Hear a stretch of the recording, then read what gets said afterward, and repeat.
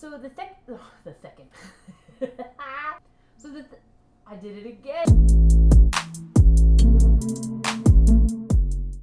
Hey everybody, Fancy here. Welcome to my channel and thanks so much for joining me for day 15 of 31 Days of Halloween. That's where I come to you every single day during the month of October with some Halloween content.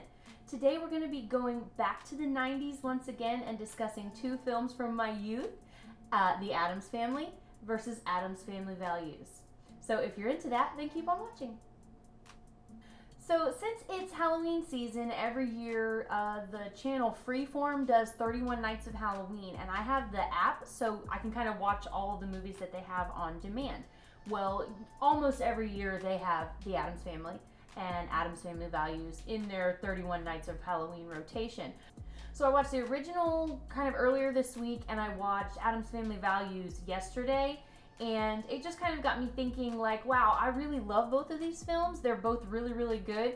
But which one is superior? Which one comes out on top? It's not often that a sequel comes out better than the original. But in this case, I think the sequel edges out the original just a little bit. So I'm going to kind of go through a few points about why I feel this way. So my two main reasons that I feel like Addams Family Values just slightly edges out, really doesn't even edge out, but more like improves on the story of the first one, is there are two big things. There's consistency, and then the story stakes are just a little bit higher.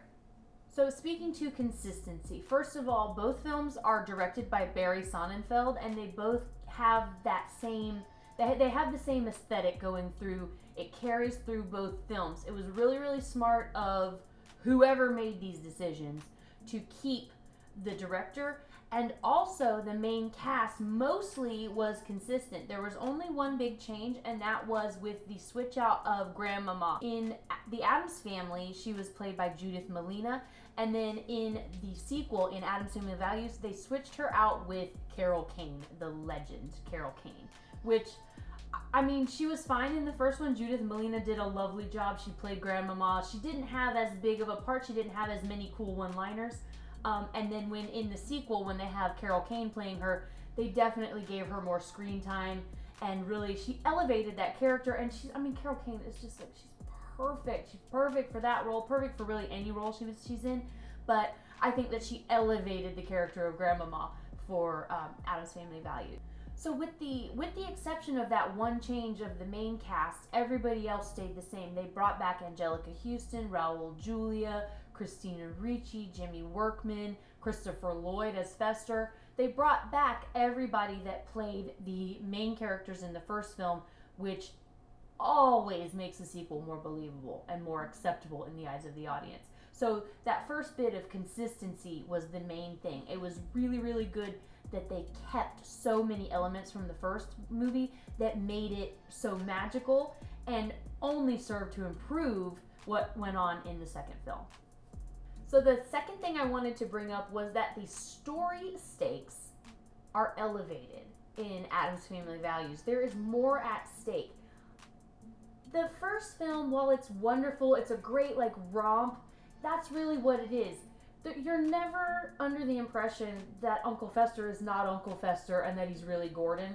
You pretty much always recognize that that is Fester. This lady, Dr. Pinderschloss, or whatever, I forget her real name as the character, but Dr. Pinderschloss obviously has kidnapped Fester and has him under some sort of like manipulation control situation. She's really abusive. She's a total asshole.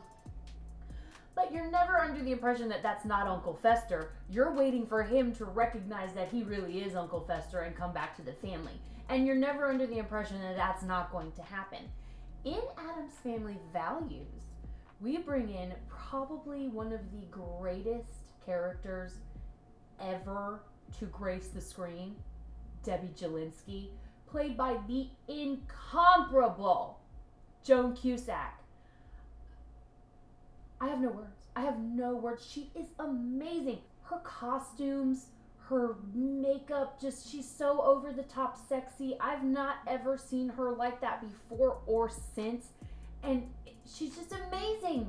She's amazing. She played that character so well. She is insane. She is homicidal. She's avaricious. She's everything you want a villain to be, and I just love her. She's Joan Cusack. I just don't have enough to say about this woman.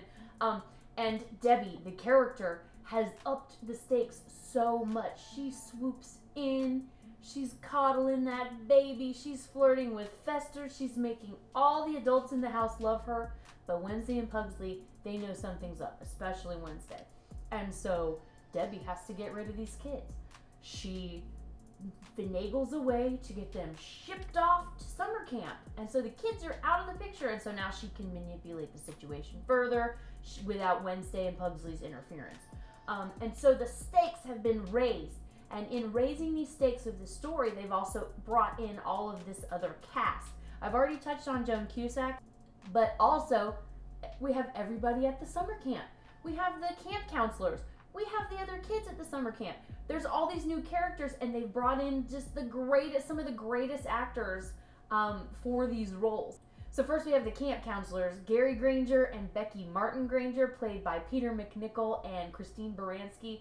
Just some of the greatest actors. Peter MacNicol is amazing in, the thing I most recognize him from is Ghostbusters 2, when he plays like the museum guy that like gets taken over by the ghost, and Vigo, you know, he's like, oh, Vigo.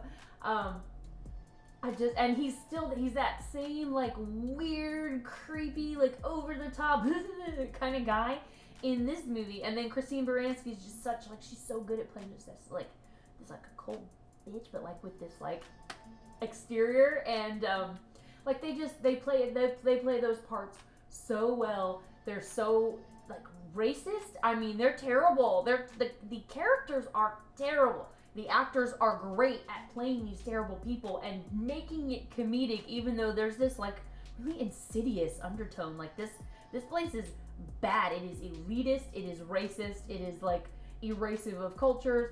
They have this whole terribly colonized version of the Thanksgiving story that they want to tell, and they make these kids, you know, they put them in the Harmony Hut. Like, they're bad people, but the actors are great.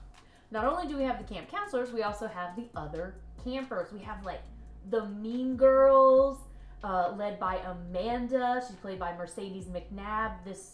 She's in like all of these different films in the 90s as this girl. Like, she's very typecast, but she played her so well, just like the bitchy, elitist, like pretty blonde girl that everybody sort of is jealous of, but also kind of like can't stand. And then another person who often was typecast was David Krumholtz as Joel Glicker. He's always sort of cast as this like sort of like nerdy, kind of like either standoffish, bookish, sort of like almost whiny character, but he plays it off so well. I've seen him in a few movies like as an adult, and you know, he sort of mocks himself in a lot of ways, which I find kind of amusing, but he's really funny, and like, and he's charming, and he's cute and all the things. And I just liked how as the story progresses, Wednesday and Pugsley and just really everybody, but Wednesday and Pugsley they're not stagnant characters. They progress. They're a little bit older. There's a little bit of a romance story with Wednesday and Joel. Pugsley is sort of trying to come into his own in a little bit of ways, still questioning things, still really relying on Wednesday, much in the way that Fester really relies on Gomez, even though Fester's the older brother. Pugsley is the baby brother, so that kind of makes a little bit more sense.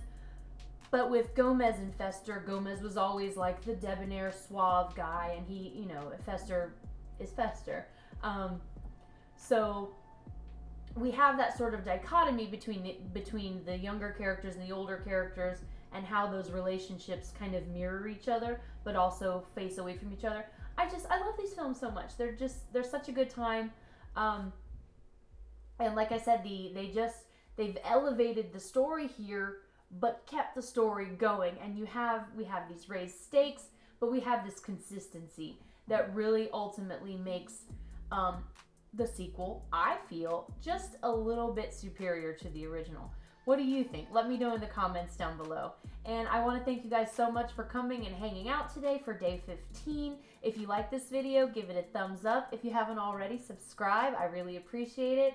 And I will see you guys tomorrow for day 16. Bye, guys.